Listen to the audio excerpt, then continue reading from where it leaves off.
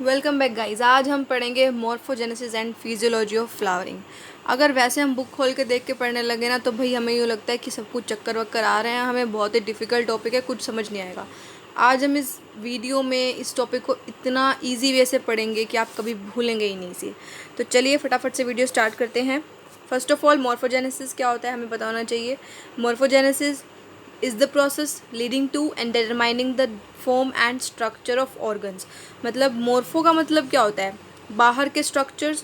तो मोर्फोजेनेसिस क्या होगा, बाहर के स्ट्रक्चर्स के फॉर्मेशन के लिए जो भी प्रोसेस है उसे हम मोर्फोजेनेसिस कहते हैं। डिफरेंशिएशन क्या होता है, डिफरेंशिएशन एक सेल के अंदर, एक नॉर्मल सेल के अंदर जितने भी डिविजन्स होते हैं उसके अंदर वो डिफरेंशिएट करता है एक स्पेशलाइज्ड सेल के अंदर। इसी प्रोसेस को हम डिफरेंशिएशन बोलते हैं।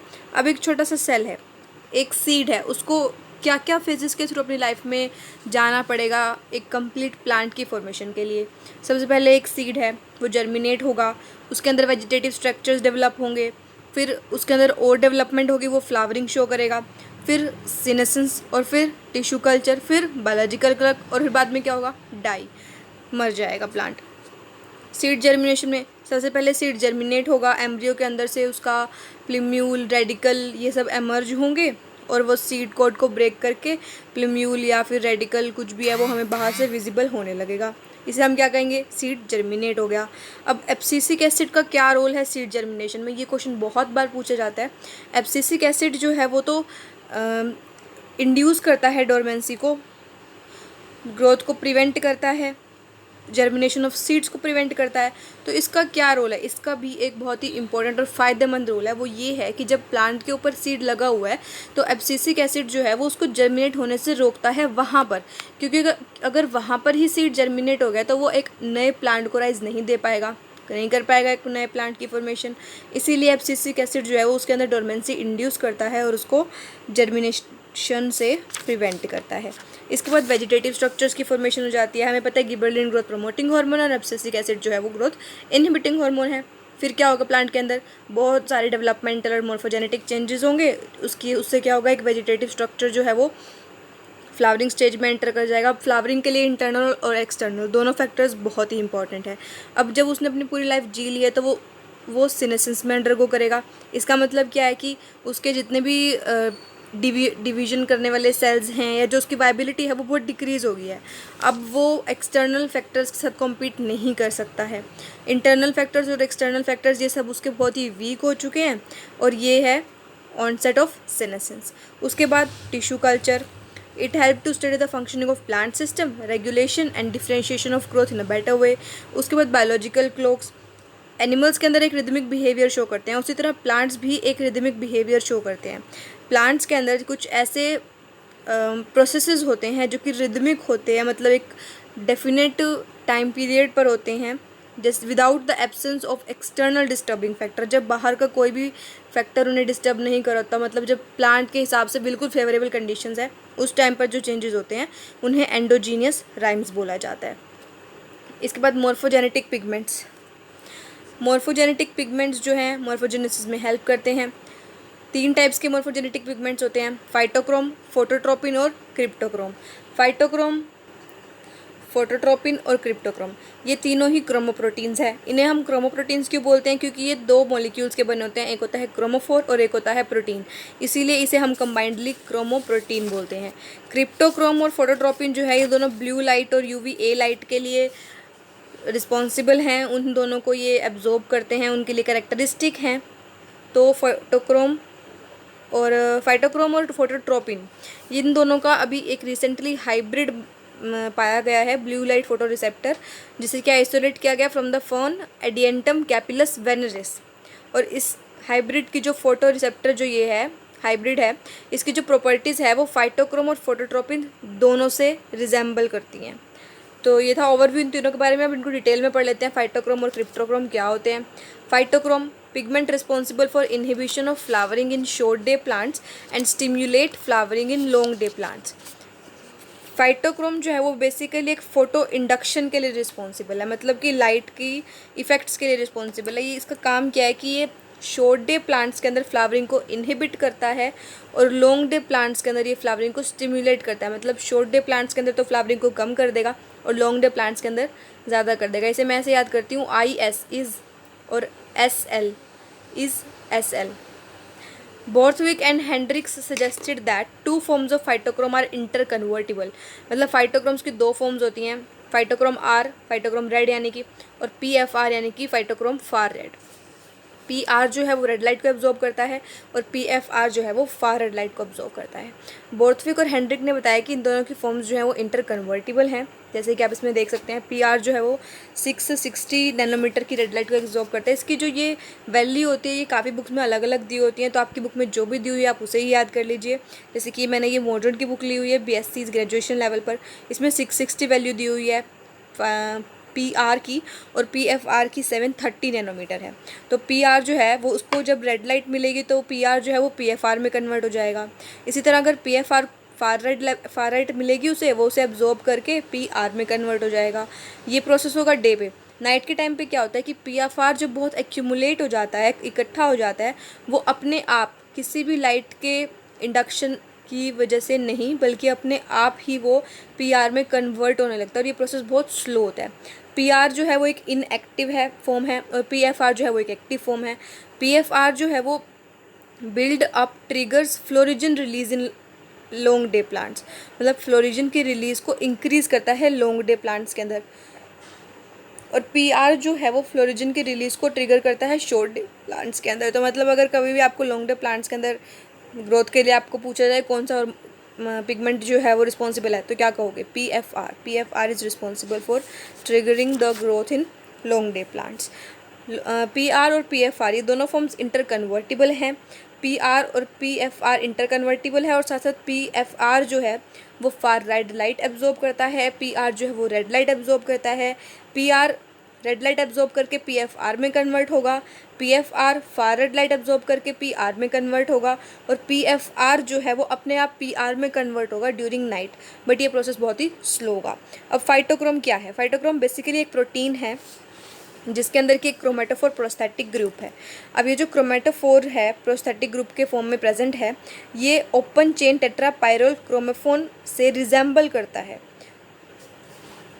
तो phytochrome is a protein with chromatophore prosthetic group that resembles in basic structure the open chain tetrapyrrole chromophore of algal pigment phycocyanin. Now next is cryptochrome. Cryptochrome क्या होता है? क्रिप्टोक्रोम जो है वो पहला प्रोटीन है जो कि आइसोलेट किया गया था अरेबिडोप्सिस HY4 जीन से 1993 के अंदर। 1993 के अंदर पहला प्रोटीन जो कि अरेबिडोप्सिस HY4 जीन से आइसोलेट किया गया था वो है क्रिप्टोक्रोम। और क्रिप्टोक्रोम जो है उसकी प्रेजेंस की वजह से प्लांट जो है वो ब्लू और UVA लाइट की रेडिएशंस के लिए रिस्पॉन्स करता है, उनके लिए करेक्टरिस्टिक है। अब क्रिप्टोक्रोम जो है उसके भी 2 कॉन्स्टिट्यूएंट्स हैं, कैरोटीनॉइड्स और फ्लेविन्स। फ्लेविन्स में स्पेशली राइबोफ्लेविन, और राइबोफ्लेविन भी 2 टाइप्स के हैं, इसके भी 2 डेरिवेटिव्स हैं, फ्लेविन मोनोन्यूक्लियोटाइड और फ्लेविन डाइन्यूक्लियोटाइड। फ्लेविन मोनोन्यूक्लियोटाइड और flavin dinucleotide. Arabidopsis HY4 gene has been found to encode for blue photoreceptor which mediate the inhibition of hypocotyle elongation। मतलब उन्होंने किस चीज़ से रोका? हाइपोकोटाइल को इलोंगेट होने से प्रिवेंट किया। इस जीन को CRY1 बोला गया, CRY1 दैट इज क्रिप्टोग्राम 1, और इसका काम क्या हुआ? Inhibition of hypocotyl elongation. जो CRY1 की सीक्वेंस थी वो फाइटोलेज से रिजेंबल करती हुई पाई गई। फाइटोलेज क्या है? फाइटोलेज जो है वो ब्लू लाइट को यूज़ करता है ताकि जो फाइटोलेज का माइक्रोबियल DNA डैमेज हो चुका है UV लाइट की वजह से, उसको रिपेयर किया जाए। ब्लू लाइट की हेल्प से वो उस DNA को रिपेयर करता है। तो this was all about cryptochrome. Now next topic is photomorphogenesis. Photomorphogenesis, photo का मतलब क्या होता है? लाइट, और मॉर्फोजेनेसिस वही एक्सटर्नल स्ट्रक्चर की फॉर्मेशन। लेकिन अब फोटोमॉर्फोजेनेसिस के अंदर क्योंकि एक्सटर्नल स्ट्रक्चर की फॉर्मेशन हो रही है, तो जो इंटरनल इफेक्ट्स हैं लाइट के प्लांट के ऊपर, हम उन्हें इंक्लूड नहीं करेंगे। The control which may be exerted by light over growth, development and differentiation of a plant independent of photosynthesis. मतलब लाइट का क्या इफेक्ट होगा किसी भी प्लांट की ग्रोथ पे, डेवलपमेंट पे और उसके डिफरेंशिएशन पर, एक्सक्लूडिंग फोटोसिंथेसिस, क्योंकि फोटोसिंथेसिस जो है वो इनसाइड द प्लांट होता है, एक्सटर्नल फॉर्म एंड स्ट्रक्चर से उसका कोई लेना देना नहीं है। If plant grow in complete darkness it undergoes etiolation. Photomorphogenesis हम पढ़ रहे हैं तो इटियोलेशन पढ़ना बहुत ज़रूरी है। इटियोलेशन होता क्या है, अगर कोई भी प्लांट पार्शियल या कंप्लीट डार्कनेस में ग्रो करता है, मतलब वहाँ पर कोई भी लाइट का सोर्स प्रेजेंट नहीं है, ऐसे में अगर कोई प्लांट ग्रो करता है तो उससे हम कहते हैं कि ये इटियोलेशन के अंडर को चला गया है, इसके अंदर इटियोलेशन का फिनोमेना फॉलो हो रहा है। अब अगर इटियोलेशन का फिनोमेना होगा तो प्लांट्स कैसे हो जाएंगे, पीले हो जाएंगे, उनके अंदर कोई जान नहीं होगी, मतलब इंटरनोड्स जो है वो बहुत लॉन्ग हो जाएंगे, उसकी ग्रोथ जो है वो रुक जाएगी। प्लांट्स भी येलो कलर के हो जाएंगे, उनके अंदर डिजीज़ भी हो सकती हैं। अगर इन प्लांट्स को लाइट दी जाए तो प्लांट्स जो है वो बहुत अच्छी ग्रोथ शो करेंगे, ग्रीन हो जाएंगे, स्टर्डी हो जाएंगे, शॉर्ट इंटरनोड्स होंगे। तो यही प्रोसेस है सारा। अब प्लांट के अंदर लाइट रिएक्शंस भी दो टाइप की होती हैं, एक होती है लो एनर्जी रिएक्शंस और एक होती है high energy reactions. Low energy reactions, अगर प्लांट को लो लाइट इंटेंसिटी मिल रही है, मतलब लो इंटेंसिटी की लाइट अगर प्लांट को मिल रही है तो उसके अंदर लो एनर्जी रिएक्शंस होंगी, और अगर हाई इंटेंसिटी की लाइट उसे मिल रही है तो उसके अंदर हाई एनर्जी रिएक्शंस होंगी। So this was about photomorphogenesis. Now next topic is physiology of flowering. Physiology में हम क्या पढ़ेंगे, फ्लावरिंग कैसे हो रही है, क्या क्या प्रोसेसेस हो रहे हैं उसके बाद। Physiology of flowering, flower basically है क्या, फ्लावर एक मॉडिफाइड शूट है जो कि फर्दर प्लांट के अंदर सेक्सुअल रिप्रोडक्शन का काम करता है। Flower is a modified shoot specialised to carry out sexual reproduction of the plant. अब अगर हम स्टार्टिंग से शुरू करें, फ्लावर तक का प्रोसेस देखें तो होता क्या है, सबसे पहले एक वेजिटेटिव ग्रोथ होती है सीड की, उसके बाद वो फ्लावर राइप होता है, अनफेवरेबल कंडीशंस होते हैं तब वो रुक जाता है, फेवरेबल कंडीशंस जैसे ही उसे मिलती हैं फ्लावर जो है वो अपनी राइपनेस को स्टार्ट कर देता है, उसे स्टिमुलस मिल जाता है एक। उसके बाद इनिशिएशन ऑफ फ्लोरल प्राइमोर्डिया, फिर फाइनली फ्लावर की फॉर्मेशन हो जाती है। फिजियोलॉजी ऑफ फ्लावरिंग में भी कुछ प्रोसेसेस होते हैं, जैसे सबसे पहले है फोटो पीरियोडिज्म। पीरियोडिज्म वर्ड जो है वो हम कब यूज़ करते हैं, जब हम किसी भी एक पर्टिकुलर पीरियड की बात करते हैं, और फोटो मतलब लाइट, तो समझ जाओ डेफिनेशन नाम से ही। The response of plant to relative length and alternations of light and dark periods with regard to initiation of flowering is called photoperiodism। मतलब प्लांट के ऊपर लाइट की लेंथ से क्या इफ़ेक्ट पड़ेगा फ्लावरिंग पर, प्लांट के अंदर जो फ्लावरिंग हो रही है उस पर लाइट का या फिर डार्क का क्या इफ़ेक्ट है, उसी प्रोसेस को हम फोटो पीरियोडिज्म कहते हैं। अब फोटो पीरियोडिज्म जो है वो भी 3 तरह का हो सकता है, मतलब शॉर्ट डे प्लांट्स के अंदर अलग फोटो पीरियोडिज्म होता है, लॉन्ग डे प्लांट्स के अंदर अलग तरह का होता है, और डे न्यूट्रल प्लांट्स के अंदर अलग तरह का होता है। तो बेसिकली हम कह सकते हैं फोटो पीरियोडिज्म होता क्या है, initiation of flowering that is dependent on the length of light and dark periods. सबसे पहले शॉर्ट डे प्लांट्स के बारे में देख लेते हैं, ये इसका एक रिव्यू दिया गया है। जैसे कि अब शॉर्ट डे प्लांट्स के बारे में हम देख रहे हैं, the day length requirements for flowering in 3 categories of plant. Short day plants के लिए क्या प्रोसेस होता है कि जो उनकी डे की लेंथ है ना वो 12 आवर्स से कम होनी चाहिए तो ही वो फ्लावर करेंगे। टोटल 24 आवर्स में से अगर डे की लेंथ जो है वो 12 आवर्स से कम है तो शॉर्ट डे प्लांट्स फ्लावर करेंगे। अगर उनकी लेंथ जो है वो 12 आवर्स से ज़्यादा है, यानी कि दिन जो है वो लॉन्ग है, यानी कि 12 आवर्स से ज़्यादा है, तो वो लॉन्ग डे प्लांट्स फ्लावर करेंगे। और अगर न्यूट्रल सा सिस्टम है, यानी कि डे लेंथ जो है वो इममटेरियल है देन 12 आवर्स ऑफ फ्लावरिंग, मतलब डे लेंथ जो है वो अल्टरनेटिंग है, जैसे 6 घंटे का दिन है, फिर थोड़ी शाम है, फिर रात है, तो इस तरह से है, तो डे न्यूट्रल प्लांट्स ग्रो करेंगे। सबसे पहले थोड़ा डिटेल में देख लेते हैं शॉर्ट डे प्लांट्स को। शॉर्ट डे प्लांट्स के लिए सबसे अच्छा एग्जांपल है ज़ैंथियम स्ट्रोमेरियम का, कोकलबर्ग का। ये एक शॉर्ट डे प्लांट है और उसकी जो डेली की लाइफ साइकिल है, ये क्या मांगता है कि जो डार्क पीरियड है वो 9 आवर्स से ज़्यादा होना चाहिए, तभी ये प्लांट फ्लावर करेगा, irrespective of day length provided. मतलब कि दिन के कितना टाइम पीरियड है डे लाइट का वो मैटर नहीं करता है, लेकिन जो डार्क पीरियड है, जो नाइट का टाइम है, वो 9 आवर्स से ज़्यादा होना चाहिए। इंटरप्शन हो गया अगर डार्क पीरियड में लाइट से, तो इसका कोई भी इफेक्ट नहीं होगा, इसका इफेक्ट जो है वो ज़ीरो हो जाएगा। मतलब अगर डार्क पीरियड जो है वो लाइट से इंटरप्ट भी हो गया तो इसका जो भी सारा का सारा इफेक्ट है ना फ्लावरिंग का, वो नलीफाई हो जाएगा और फ्लावरिंग नहीं होगी। लॉन्ग डे प्लांट्स में क्या होता है, लॉन्ग डे प्लांट्स के अंदर flower even under short day conditions if flash of light is given to the plant during dark period, more light needed then dark, इधर इंटरप्टेड और not for flowering. Long day plants का भाई simple सा फंडा है कि अगर इन्हें शॉर्ट डे कंडीशंस दी जाए ना तो भी ये ग्रो करेंगे। बाकायदा कंडीशन ये है कि जो भी इसका डार्क का पीरियड है उसके बीच में लाइट से इंटरप्शन होनी चाहिए, मतलब किसी भी पूरे डार्क पीरियड में से किसी भी मोमेंट पे अगर उसे लाइट मिलती है तो वो प्लांट्स जो है वो फ्लावर करेंगे। बेसिक प्रिंसिपल क्या है कि डार्क पीरियड से ज़्यादा उनको लाइट मिलनी चाहिए तभी वो फ्लावर करेंगे। लाइट का जो पीरियड है वो ज़्यादा होना चाहिए then dark period for flowering. Example Spinacia oleracea, spinach, radish, Hyoscyamus niger etcetera, ये सभी लॉन्ग डे प्लांट्स के एग्जाम्पल हैं। 2 या 3 एग्जाम्पल ज़रूर याद कर लें क्योंकि एग्जाम्पल्स ज़रूर पूछे जाते हैं एग्ज़ाम्स के अंदर।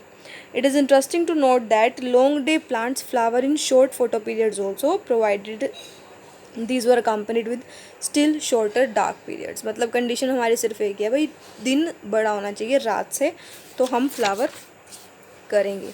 Now next is day neutral plants. ये प्लांट्स जो हैं ये फ्लावर करते हैं after period of vegetative growth regardless of photo period.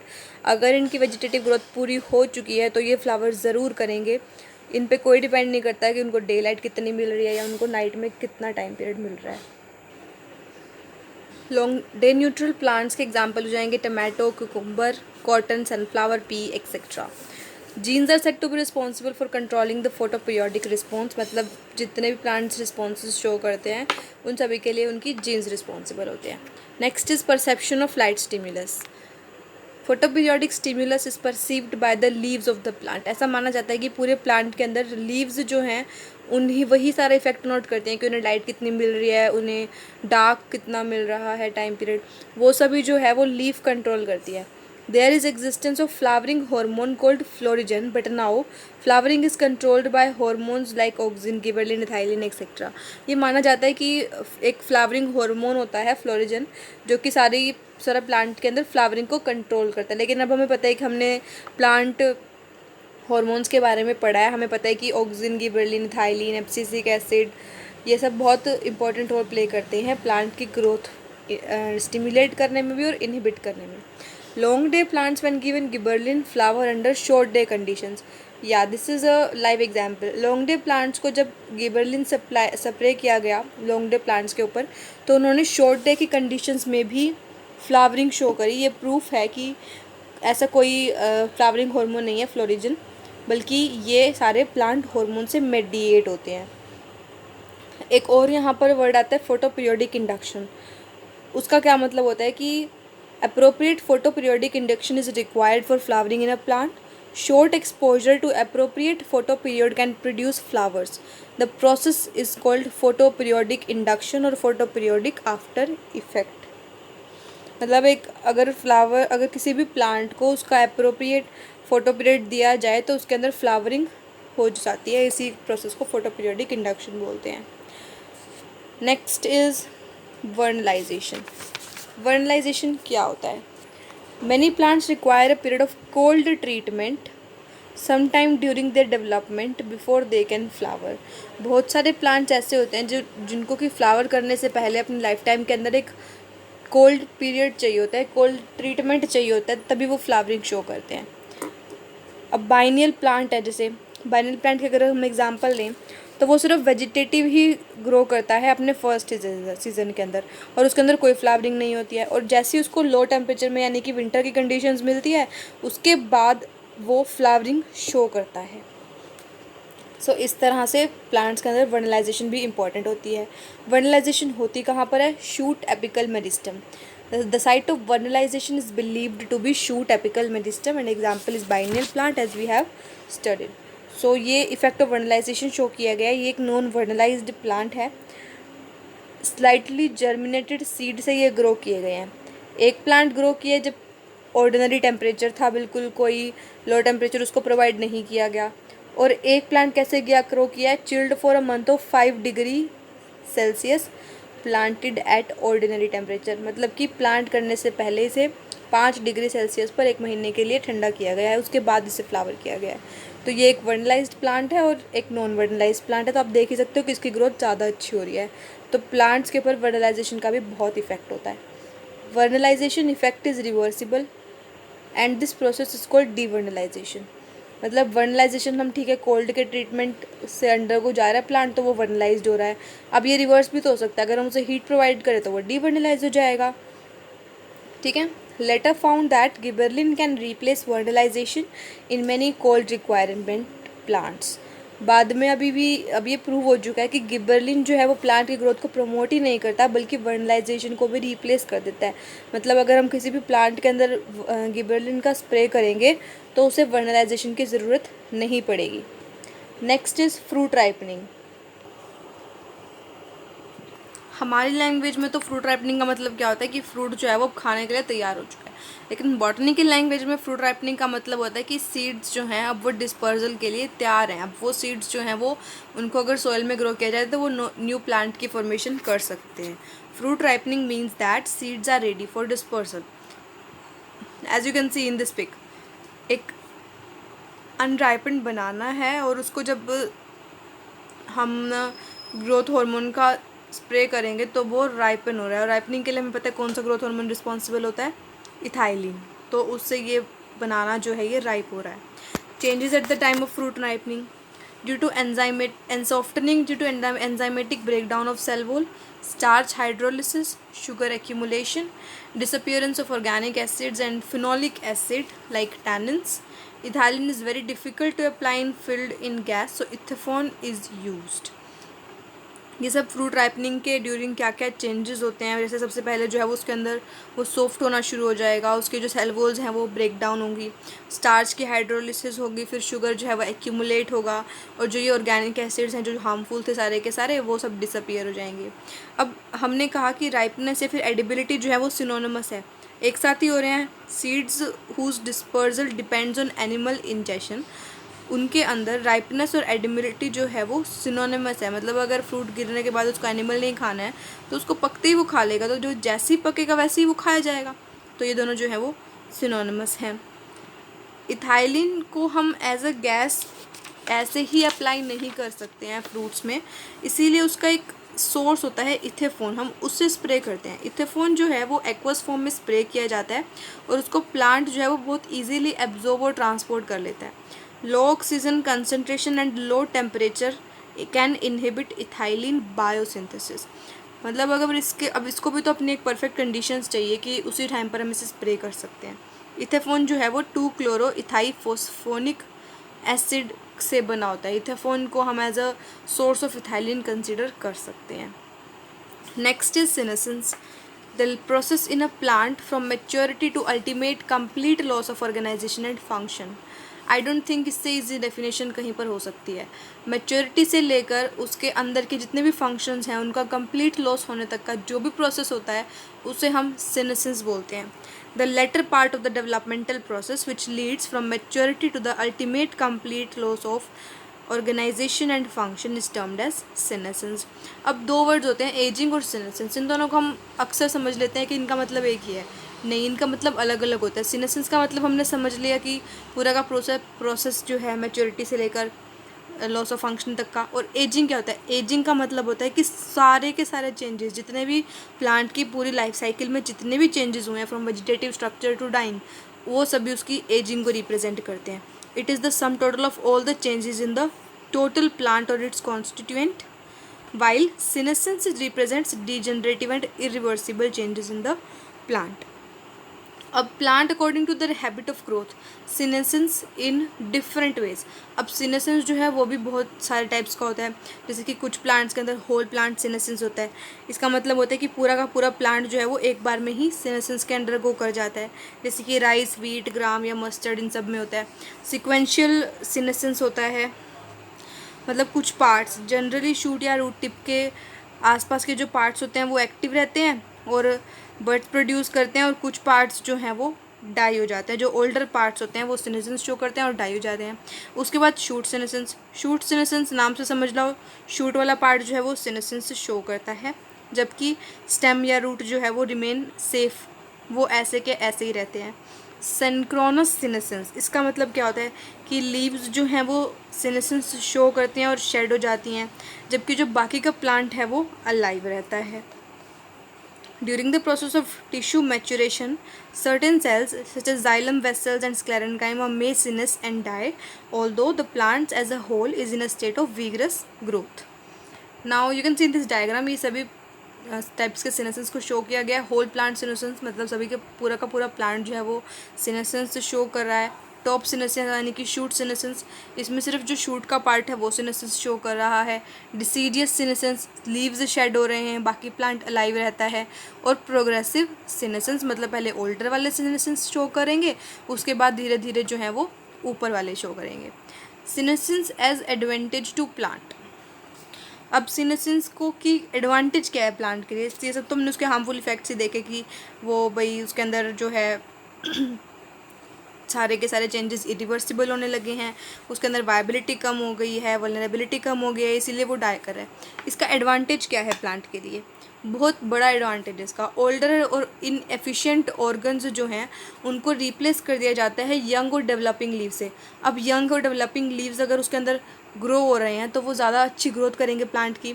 तो ओल्डर और inefficient organs are replaced by young and developing leaves. Older organs when die, that is since और die shed, nutrient content are withdrawn for nutrition of growing parts of the plant. जब older organs यानी कि जो बूढ़े हो चुके हैं organs, वो जब मर जाते हैं उनका जो न्यूट्रिशन कंटेंट है उनको प्लांट विदड्रॉ कर लेता है, वापस अपने पास ले लेता है. और जो ग्रोइंग पार्ट्स है जहाँ पर अभी एक्टिवली ग्रोइंग हो रही है, डिवीजन चल रही है, उन्हें दे देता है. और जनरली क्या होता है कि अगर उन्हें सारा का सारा न्यूट्रिशन स्टोर नहीं यूज़ करना होता तो वो उसे स्टोर कर लेता है. Fallen leaves release minerals in soil for reuse by plants. अब जो लीव्स सॉइल में गिर जाते हैं उन्हें भी सॉइल यूज़ करती है, उनसे न्यूट्रिएंट्स मिनरल्स लेती है ताकि वो फर्दर प्लांट की ग्रोथ को एनहांस कर सके. So this was the senescence as advantage to plant, or you can say biological significance of senescence. If you like the video, don't forget to subscribe my channel Easy Learning with Vishaka for more such informative videos, and don't forget to press that bell icon.